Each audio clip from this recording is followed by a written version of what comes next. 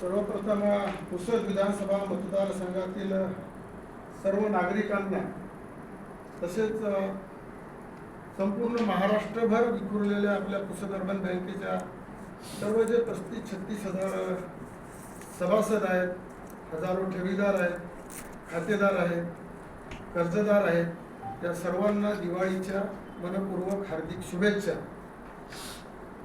आणि मागील 1 महिना 1 दिवसामध्ये माझ्यावर आणि आपल्या संस्थांवर जे संकट कोसळलं होतं, अशा या संकट काळामध्ये माझ्यासोबत खंबीरपणे उभे राहणाऱ्या जिल्ह्यातील तसेच पुसद परिसरातील आणि विशेष करून पुसदच्या सर्व पत्रकार बांधवांचे, मग त्यामध्ये आपले प्रिंट मीडियावाले आले, इलेक्ट्रॉनिक मीडियावाले आले, यूट्यूब चॅनल्सवाले आले, सर्व पत्रकारांचं या संकट काळात आपण सर्वांनी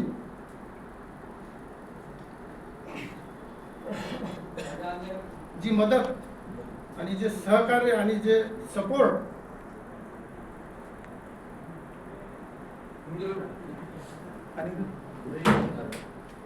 आम्हा सर्वांना दिला, त्याबद्दल तुमच्या सर्वांचे मी इथं मनपूर्वक आभार व्यक्त करतो।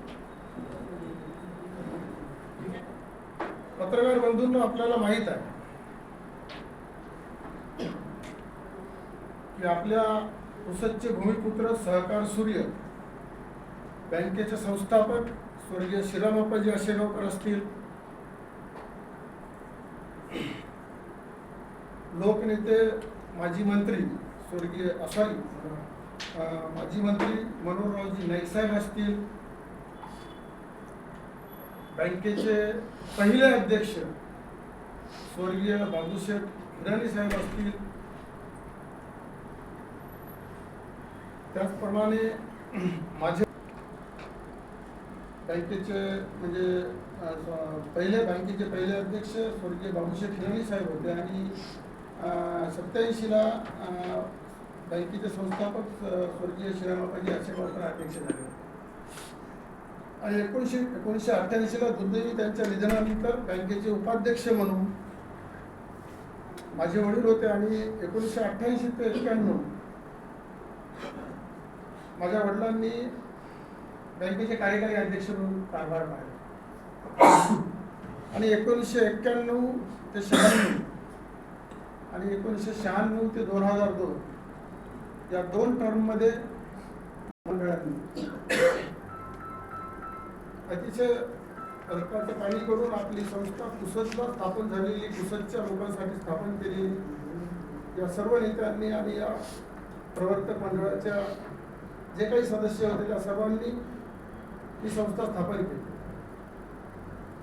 ही पुसद अर्बन बँक ही संस्था स्थापन करण्यामागे त्यांचा हा हेतू होता की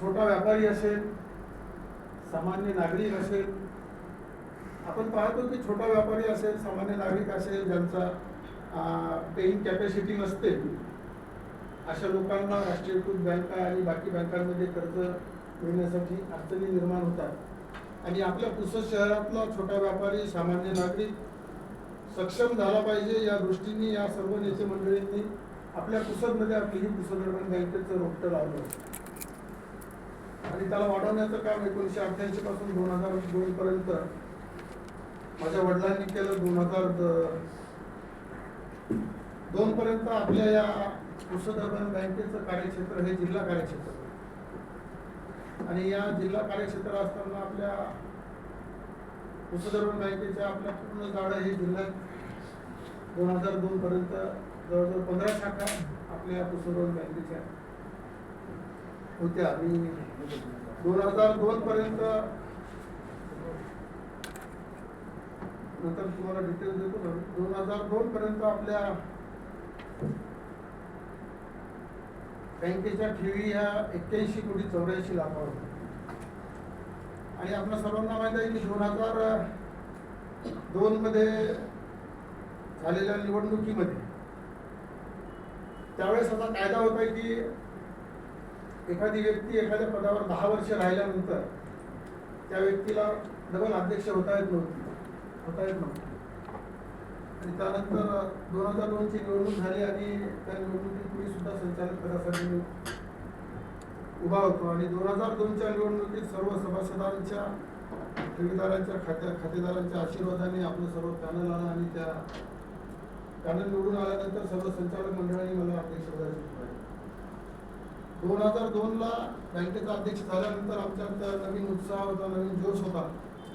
सर्व संचालक मंडळ मॅक्झिमम संचालक मंडळ हे यंग होतं आणि आम्ही आपल्या बँकेचा विस्तार करण्याच्या दृष्टीने अतिशय प्रामाणिक प्रयत्न सर्वांनी केले आणि पहिल्या 3-4 वर्षानंतर पहिल्या टर्म नंतर 2002 ते 2007 टर्म झाल्यानंतर आम्ही बँकेचा विस्तार करण्याचं ठरवलं आणि त्यावेळेस सहकार कायद्यात तरतूद होती की तुमचं जर जिल्हा कार्यक्षेत्र असेल तर तुम्हाला जिल्ह्यालगतचे कार्यक्षेत्र, जिल्ह्यालगतचे जिल्हे आपल्याला मिळत होते. जिल्ह्या बाउंड्रीज आपल्या जिल्ह्याला लागून असलेले जिल्हे आपल्याला कार्यक्षेत्र मिळत होते. ते कार्यक्षेत्र आम्ही सक्षमपणे पारदर्शकपणे काम करण्याचा प्रयत्न संचालक मंडळाने आम्ही केला आणि त्याला प्रतिसादही चांगला सर्व ठेवीदारांनी दिला. 80 कोटीची असलेली बँक आपली 1000 कोटीपर्यंत गेली. 2016ला झालेल्या नोटबंदी आणि त्यानंतर 1000 कोटीच्या आपण गेलो होतो. परंतु नंतर कोरोना आला आणि चांगले कर्जदार आपल्याला मिळत नव्हते. त्यामुळे डिपॉझिटरची लायबिलिटी आपण कशाला वाढवायची म्हणून आम्ही बँकेचे व्याजदर कमी करून आपण डिपॉझिट सुद्धा कमी केले.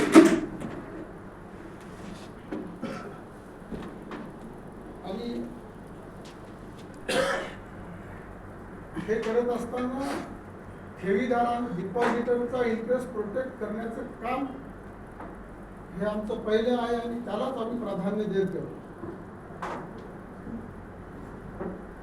आणि आपल्या सर्वांना कल्पना आहे की सहकार खात्याचं स्टॅट्युटरी ऑडिट असेल, रिझर्व्ह बँकेचं इन्स्पेक्शन असेल, जसं बाकी सर्व बँकांचं पतसंस्थांचं होते तसंच आपल्या सुद्धा बँकेचं रिझर्व्ह बँकेचं इन्स्पेक्शन असेल, स्टॅट्युटरी ऑडिट असेल, ते सुद्धा 2024-25 पर्यंत झालेलं आहे.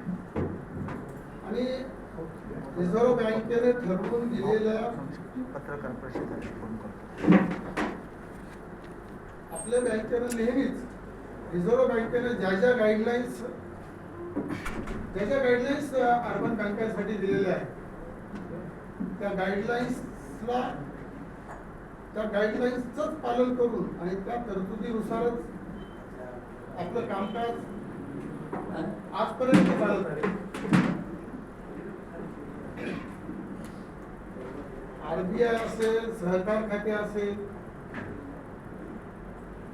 यांनी आजपर्यंत कोणतेही आपल्या बँकेमध्ये काही अनियमितता झाली किंवा काही संचालक मंडळाने फ्रॉड केलं किंवा काही चुकीचं झालं असं कोणतेही स्ट्रक्चर आजपर्यंत आपल्या बँकेवर असे पाशे कोणते नाही आहे. परंतु मागील एक महिन्यामध्ये ज्या काही 2 घटना घडल्या आणि त्यामुळे जे संभ्रम निर्माण झाला ठेवीदारांमध्ये, साहजिक आहे संभ्रम निर्माण होतं.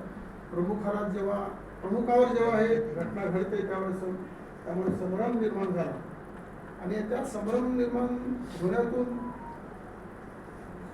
बँकेचा डिपॉझिट काढण्यासाठी काही ठेवीदार येत होते, घाई करत होते. हळूहळू त्यांना अतिशय मी इथं नसताना अतिशय सक्षमपणे ललित शेठ असतील, बँकेचे शिवा असतील, बँके संचालकांनी अतिशय त्यांना हँडल करण्याचा प्रयत्न केला, त्यांना समजावून सांगण्याचा प्रयत्न केला. पहिली जी तीव्रता होती आता ती तीव्रताही राहिली नाही, हळूहळू सर्व नॉर्मल होतही आहे. आणि रिझर्व्ह बँकेने जे आम्हाला मापदंड ठरवून दिलेले आहेत किंवा CRAR असतो, कॅपिटल टू रिस्क रेशो असतो, साऊंड बँक कोणाला म्हटलं जातं की ज्या बँकेचा CRAR हा 18% आहे, कमीत कमी म्हणजे 18% CRAR असलेली बँक ही साऊंड बँक म्हणून गणल्या जाते.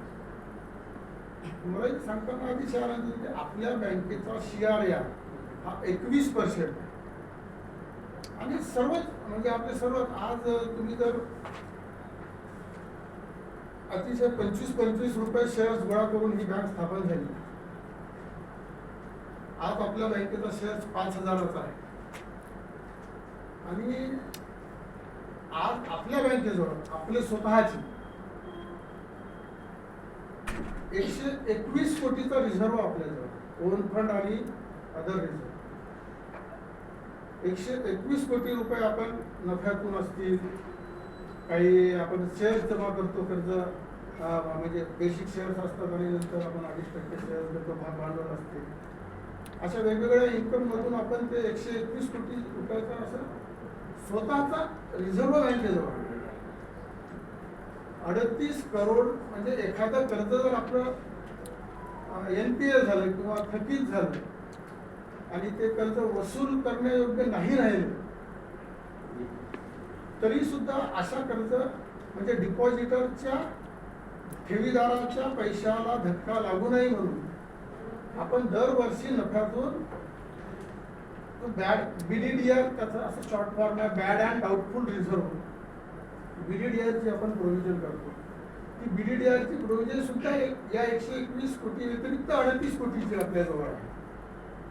त्यामुळे एखादं कर्ज जरी काही झालं तरी समजा काही कारणास्तव वसूल नाही झालं तरी सुद्धा त्याच्या अगेन्स्ट मध्ये तेवढं स्टँड बाय त्याला काय म्हणते आपण कुशन किंवा बॅकअप आपलं तयार असते. हे रिझर्व्ह बँकेला मला गाईडलाईन दिलेली आहे, तुम्ही NPA प्रोव्हिजन करत जा, एखादं कर्ज हे झालं, थकीत झालं तुम्ही. तर एवढी स्ट्रॉंग पोझिशन असताना सुद्धा मी इथं हजर नसल्यामुळे जो काही संभ्रम सभासदांमध्ये निर्माण झाला होता तो संभ्रम दूर करण्याचं काम आपण लोकांनी केलं. परंतु अजून पुन्हा एकदा माझी आपण सर्वांना हात जोडून विनंती आहे की आपण आपल्या पुसदची बँक, आपली बँक स्वतःची, आपली, आम्ही एक विश्वस्त 36,000 सभासदांचा आम्ही इथं प्रतिनिधित्व करत आहोत. कोणती सुईच्या टोका एवढं सुद्धा काही झालेलं नसताना सुद्धा नुसता संभ्रम निर्माण झाल्यामुळे जे काही समजा काही डिपॉझिटर्स मध्ये जे संभ्रम निर्माण झालेला आहे त्यांचा संभ्रम दूर करण्याचं काम आपल्या वृत्तपत्राच्या माध्यमातून, आपल्या युट्यूबच्या चॅनलच्या माध्यमातून आपण करतात अशी मला अपेक्षा आहे. आता आपलं 755 कोटीचं आपलं डिपॉझिट होतं. 17 तारखेला 12 वाजून 2 मिनिटांनी इथं मी हजर होतो. तो पण सगळं सुरळीत चालू होतं, काही चिंता नव्हती. मागच्या 40 वर्षापासून रक्ताचं पाणी करत सर्व त्या वेळेच्या संचालक मंडळाने आपापल्या परीनं आपली ही बँक वाढवण्याचा प्रयत्न केला, महाराष्ट्रभर आपण ते पोहोचवण्याचा प्रयत्न केला. आणि या काळात तुम्ही स्वतः साक्षीदार आहात की आपल्या बँकेला नानाच्या काळात एकदा विदर्भातील प्रथम क्रमांकाची बँक म्हणून पुरस्कार मिळाला. आमच्या या मागच्या 25 वर्षाच्या पिरियडमध्ये 5 वेळा आपल्या बँकेला विदर्भातील प्रथम क्रमांकाची बँक म्हणून पुरस्कार मिळाला. 1 वेळा महाराष्ट्रातील प्रथम क्रमांकाची बँक म्हणून पुरस्कार मिळाला. 2008-09 संपूर्ण महाराष्ट्रातून उत्कृष्ट सहकारी कार्यकर्ता म्हणून मला वैयक्तिक पुरस्कार